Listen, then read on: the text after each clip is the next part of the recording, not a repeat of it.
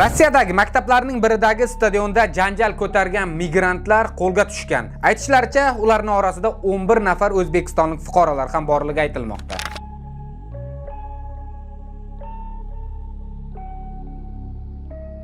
Rossiyada kuryerlik bilan shug'ullanayotgan musofir aka-ukalarimiz, ehtiyot bo'ling, navbat sizlarga keldi.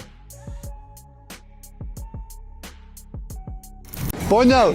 Я вернулся, понял, мне этот тротуар, мне похуй, я по дороге хожу. Стоять, нахуй, это Virginia здесь не канает, блядь. Mavzuga o'tamiz. Ijtimoiy tarmoqlarda Rossiyadagi maktablardan biridagi stadionda ommaviy mushtlashuv sodir bo'lgani aks etgan videorolik tarqaldi. Holat 25-may kuni sodir bo'lgan. Ma'lum qilinishicha, unda o'zbekistonlik fuqarolar ham ishtirok etgan. Mushtlashuvda qatnashgan barcha shaxslar qo'lga olinib, 11 nafar o'zbekistonlik mayda bezorilikda aybdor deb topilgan. Sudda yengillashtiruvchi va og'irlashtiruvchi holatlar inobatga olinib, jamoaviy bezorilik qilganlarning 2 nafari 12 sutkaga, 9 nafari esa 14 sutkaga ma'muriy qamoq jazosi tayinlandi.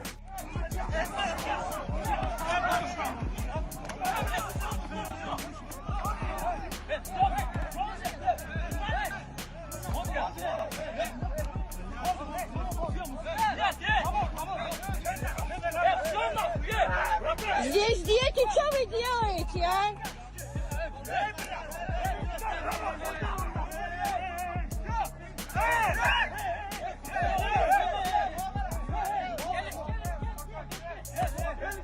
Bo'lib o'tgan bu janjalda o'zbekistonlik fuqarolar borligi juda achinarli, chunki hozirgi vaqtda Rossiyada janjal ko'targanlar, jinoyat qilganlar qanday ahvolga kelayotganini hammamiz ko'rib turibmiz. Albatta bu videorolik YouTubening qonun qoidasiga to'g'ri kelmaganligi uchun sizlarga xiralashtirildi. Navbatdagi xabarimizga o'tamiz. Rossiyada kuryerlik bilan shug'ullanayotgan musofir aka-ukalarimiz ehtiyot bo'ling, navbat sizlarga. Ruslarning provokatsiyalari endi sizlarga qo'llanilmoqda. Nega aynan navbatdagi provokatsiya sizlarga boshlandi deb aytmoqdaman, kuryer aka-ukalarimiz? Marhamat, qisqacha videorolik tomosha qiling.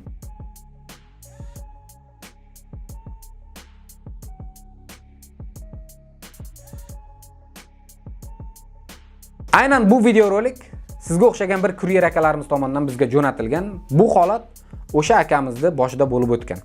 Ko'ryapsizlar? Kuryer yegulikni klientga olib kelgan vaqtida velosipedini qarovsiz qoldiradi va bir ikkita ruskiylar kelib yegulikni olib qochib ketyapti.